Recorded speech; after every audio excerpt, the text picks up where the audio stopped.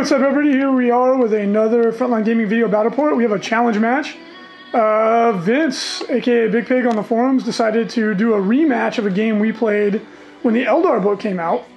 And his same Nids, but more paint. With some new additions.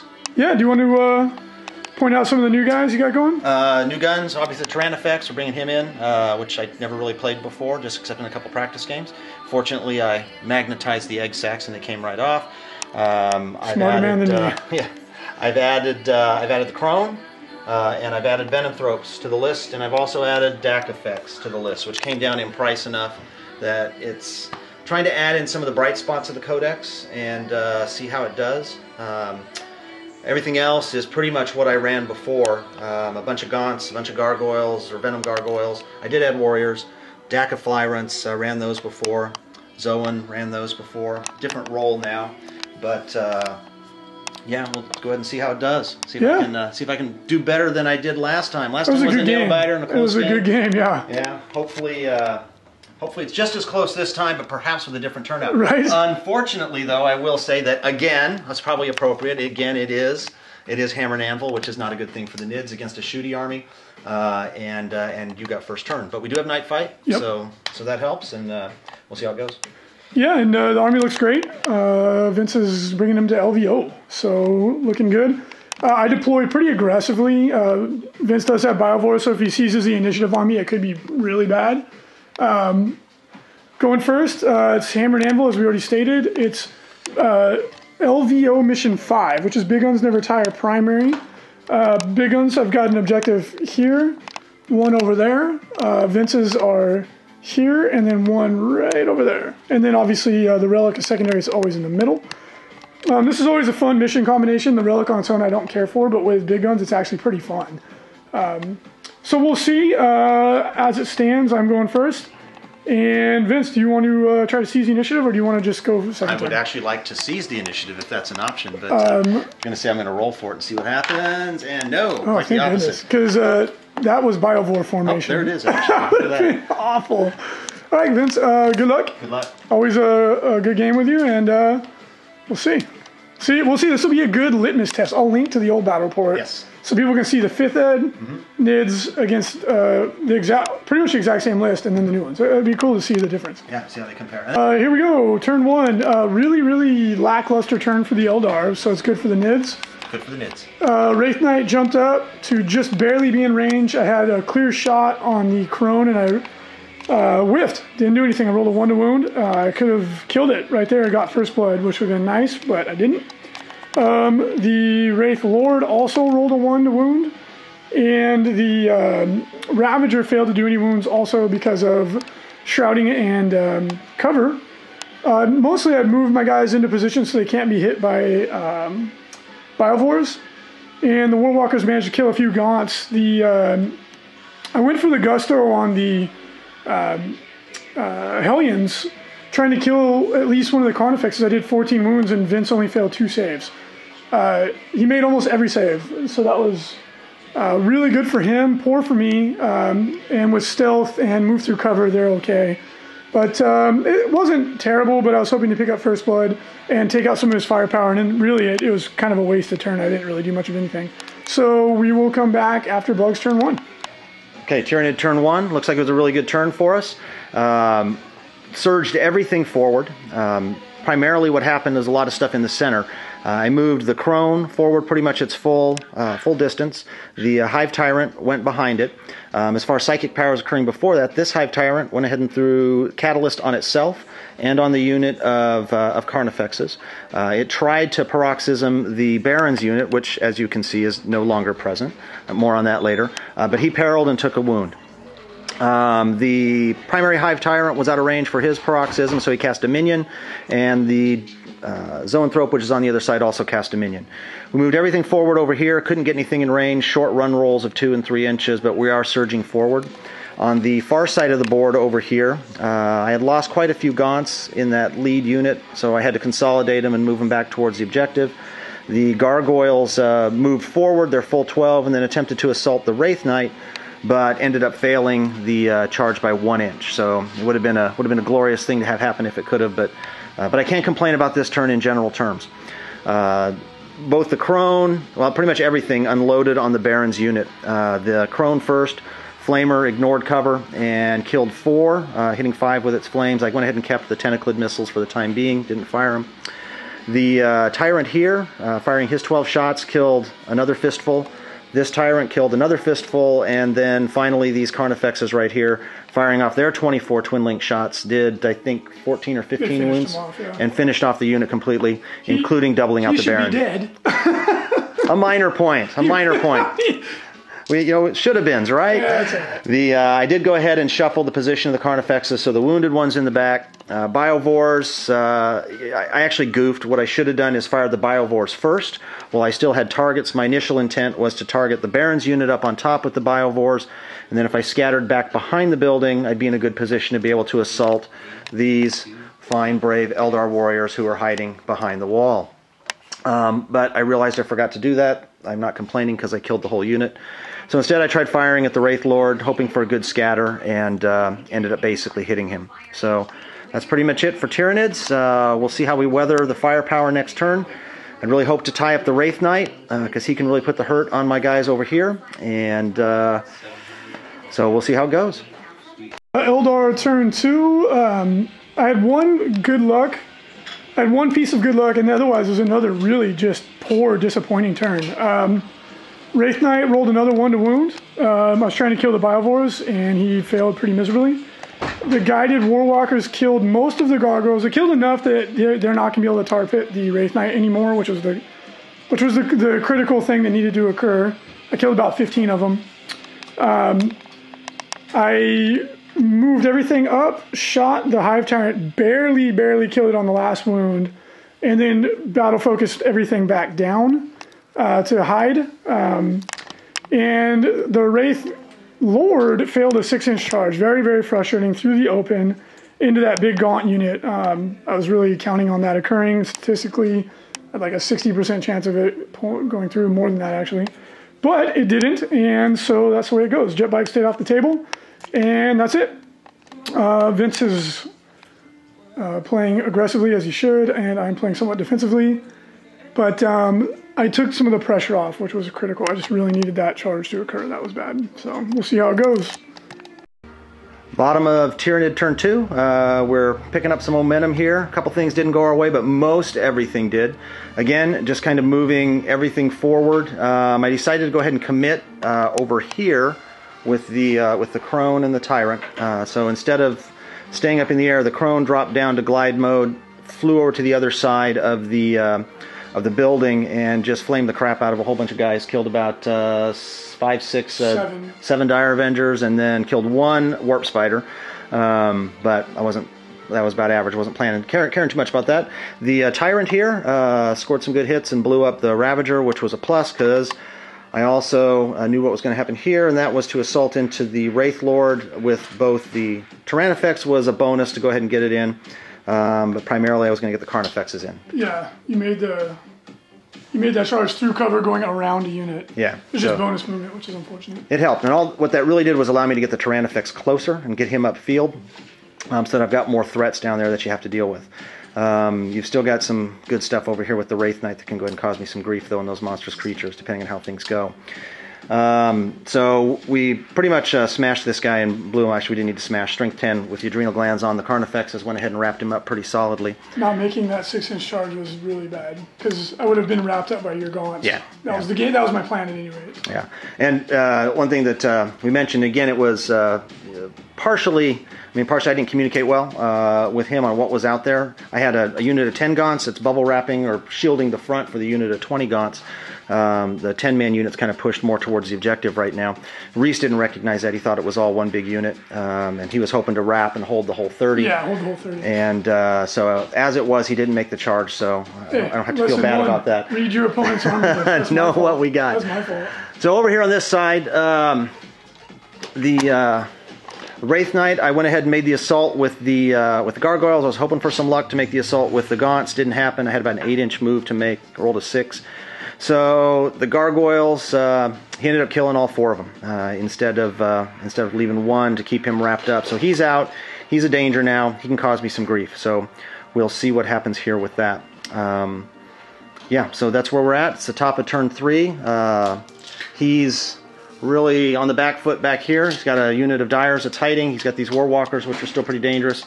Crone's down on the ground. That can be trouble. And then he's got several guys, including the General, that are hiding out behind that building right there. So on we go.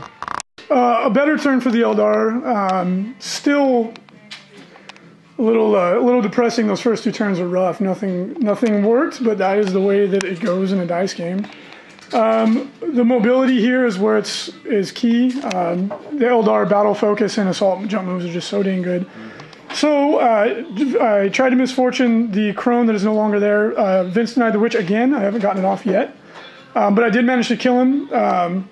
Between the Dire Avengers, the Rangers who went through the building onto the other side to hide, and the Warwalkers, they did manage to kill him.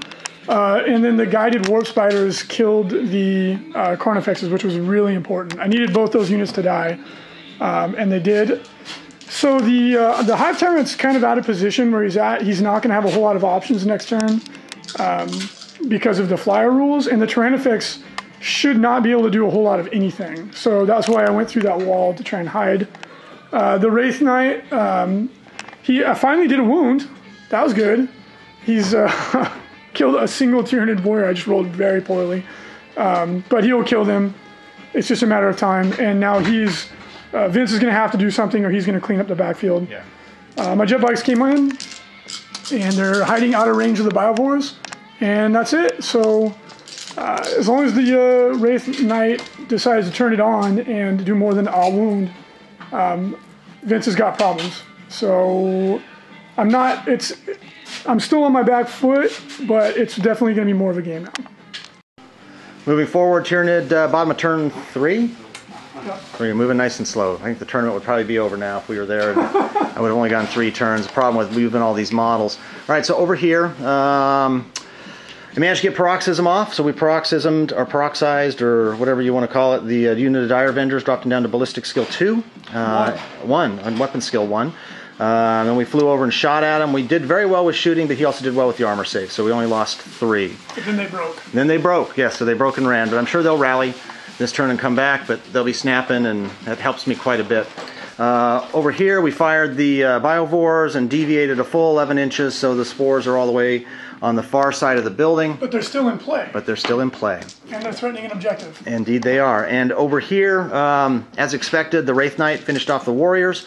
I went ahead and threw some Gaunts in just to go ahead and keep him tied up for a while. And I'm going to have to feed him probably my last unit of Gaunts just to go ahead and keep him occupied. So tactically, my Wraith Knights, or sorry, my Hive Tyrant is exposed up here behind the building.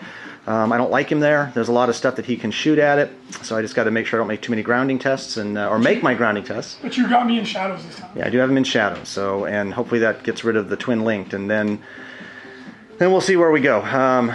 Still up in the air, anybody's game at this point. And again, the problem with the Tyranids now is I've got, all my Tyranid games have ended like this. I've got a bubble where my units are, and that's it. And I can't threaten the rest of the board. Yeah, you can't leave the zone. Yes, the lack of mobility with the new army and the need for synapse pretty much creates a situation where you have a circle of troops, and that's it. I can't really do anything else. So whereas his unit with high maneuverability and high leadership, he can go move around and contest objectives and do all kinds of fun stuff. So we'll see how it plays out.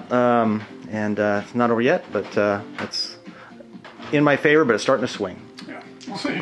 The Eldar turn 4 started out weak, coming on strong at the end. I thought I was going to get absolutely shellacked at the beginning of the game. It was looking pretty rough. But in these last 2 turns, the critical things I needed went my way.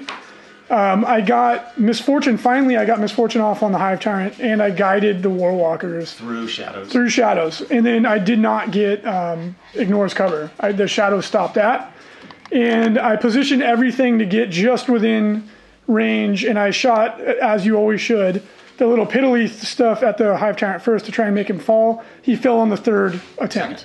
So on the second attempt. On the second piddly guy, the snipers took him down. I need to assault move the jet bikes. I'll do that. Yeah, the snipers ran back up onto the building and snap fired in 1 hit, and that's all you need. Once he was on the ground, then the warp spiders, aka the murder machines, finished him off. And then the Warwalkers, I tried to kill one of Vince's 2 remaining troops, but he rolled really hot, again, thanks to the Venom Thropes. Only killed 3. So he's got the Tyrannifex. He's got 2 troops here. He's 1 with the Wraith Knight, which we have to assume is going to get mulched probably in his turn on average dice, which leaves turn 5. Again, maybe. It's pretty variable, but if I mulch him in his turn, I'm free to assault and shoot something, which is bad. So Vince may need to consider putting another unit on him to hold him in place. Which I could do, which I'm considering, but then I've lost. True, right. I've done that, I've lost. So you may want to play the odds and just hope I only kill 2 of the Gaunts. It's a possibility. Yeah. But and then I maneuvered everything to be out of range of the Tyrannifex. Oh, I forgot to battle focus the Rangers. Do you mind if I do that, Vince? I was really hoping you'd leave me there. I was going to go down. I totally forgot. Well, you know what? Let's see if I may not even make it down. Oh, I do. But you'll get to blow them up with the Spore. That's better than the Tyrannifex, though. Yeah. So there you have it. Vince is winning, but the longer the game goes, the harder it's going to be. And in turn 5, I'm in a position to grab some objectives. We'll see. We'll see. It's going to be close. Okay, trying to bring it back from the brink. We salted in. He only killed 2 Gaunts over here, which was a plus. So now I've got my scoring unit all wrapped up. Fired some Biovores. The Spore Mine behind the building hit, but only killed 1 Ranger. And then I only killed 1 of the Dire Avengers. Even though I scattered off, I was able to assault it back. And not as good as a bullseye, but still does damage. So bottom of turn 4. It's not looking good. Again, I've got 1 cluster right here. He's got the ability to come out and contest objectives, so I moved the Tyrannifex up, and hopefully he doesn't die horribly to warp spiders, but that's a possibility. So I'm not happy right now as far as my chances of winning, but anything is possible. Okay, so it's going to be a barn burner. Right now Eldar are winning, but by the skin of their teeth. The Wraith Knight did kill the last couple Gaunts and broke out. I massively overkilled these Gaunts to get him off of the relic with ignore cover and misfortune and all that. And I killed enough so that he cannot possibly get onto the relic in his movement phase, which is the only thing that matters. And the Wraith Knight is sitting pretty on that objective with really nothing that can stop him. The Venom Thropes are actually the only thing that can hurt him. The Biovores are in all likelihood going to pick up this objective. And I got lucky. I did my assault move with the Warp Spiders and the Jet Bike, and I rolled a 10. And they spread out to stop the Tyrannifex from coming over to contest this objective. If Vince can somehow plow his way through there and contest my objective, he'll win because he has, 1 or 2. If the game ends, because he has 2 heavy support points, I could not kill any of his other heavy support, and he's killed 2 of mine. So even if we each hold 1 objective, he'll win on bonus points on the primary, and he'll win the game. No one's going to get the relic. If the game goes on to turn 6, I will almost certainly win. Actually, still maybe not, but my jet bikes are in position now to contest objectives. So it's actually going to be very close, right down to the wire. So we'll see what happens on this turn.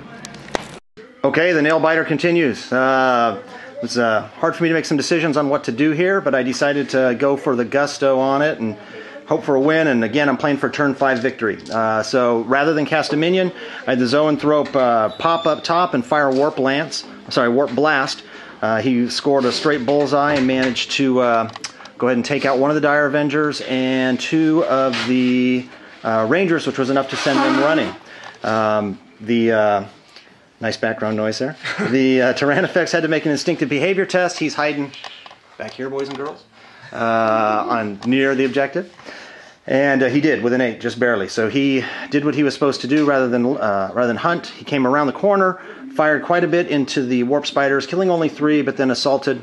And we actually pushed. I was hoping to win, but it's because you didn't smash. So then I took all the wounds on the Farseer and he made all of them. Yeah, and that was a rookie move on my part because the smash would have just been 1 less attack. And then he would have instantly killed me, so I wouldn't have taken it. So he would have taken him on his troopers. But then he still would have been rolled against Leadership 10 with only probably 2 wounds that were taken. So Biovore shot over here and missed, but I managed to go ahead and assault the Spore Mines back in.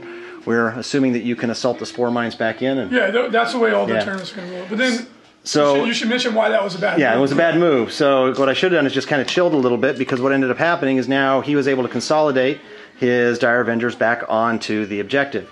So that was a screw up on my part, which was quickly followed up by Reece screwing up himself and saying, I'm going to hit and run. And so his guys hit and ran away, which, well, I get to consolidate now too. That was the dumbest thing I've done. So he consolidated onto that objective. So where we're at right now is this objective is contested. The relic is not going to happen, except for next turn, because he can go up here with his bikes and take it.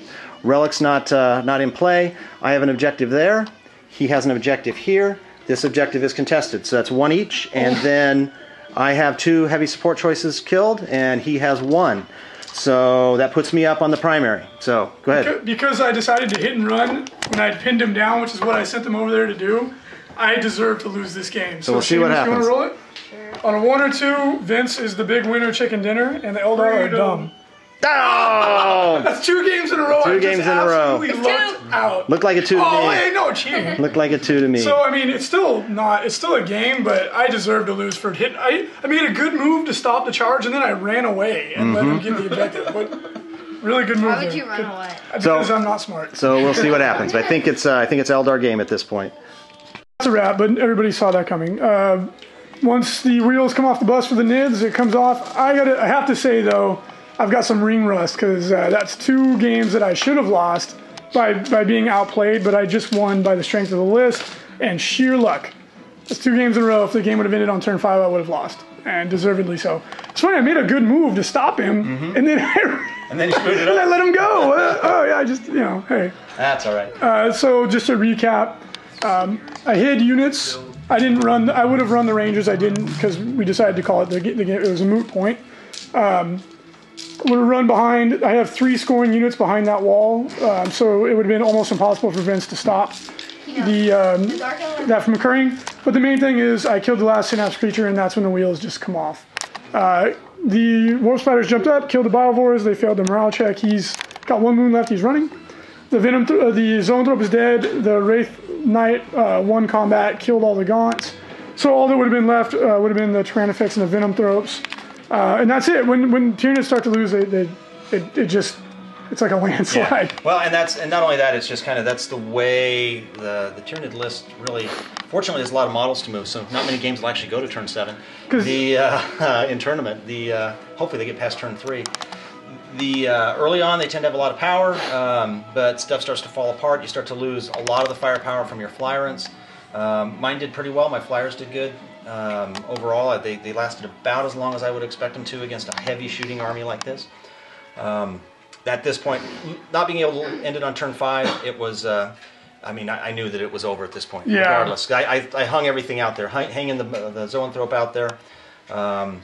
Even if you hadn't killed the Zoanthrope and I still had Synapse, I couldn't do anything about this here, and even if the Biovore stayed and not run off, this would be contested, which would give you this objective over here, and it would put you up. So, because I can't do enough to either contest both of those objectives or clear your guys off of there with just 1 Tyrannifex. Yeah, no, it's game. And then you're taking instinctive behavior checks every turn, every time you take a casualty. I knew that in the early game, I knew if I could get the Wraith Knight in the backfield, successfully get over the gargoyle screen, that would be a huge problem. And I knew I had to kill your flying units, because against squishy Eldar, they're really good. Right. And I got, when I needed to kill both Flyrants, I did. Had either one of them lived another turn, it would have been bad. Well, not only that, you got the grounding tests early on both of them, which was good. So I was playing some odds on that. Over here, what really changed it, you broke loose from the 4 gargoyles. Yes. On right First away. turn. So you killed 4. It didn't keep it through your turn, which is what I was hoping to do to keep you back for a while. Yeah, I knew that I needed that to occur. It looked bad in the beginning. I thought you were going to not just beat me, I thought you were going to shellac me. And then I got a couple critical things go my way, and it just went. That's the way it is with Nids. It's just once it starts to go, it really goes. Yeah, putting the Crone down might have been a gamble, but I wanted to clear off, and I did. You killed a troop. I killed a troop choice, and had he's got, that's about points wise, that's about what he's worth, and the points in this case aren't as much important as it being a troop. Yeah. But it may have been a mistake. I don't know. That's a lot of firepower still. If those guys had still been on the board, that was another 20 shots with rending per turn. Yeah, so. and I would have had them come after the Relictors to force you to do something. So I think it was a good play. He had support between the Flyrant and the Tyrannifex coming up. It just didn't pan out. This Eldar list can just put out so much firepower. Yeah, and they're so fast. Yep.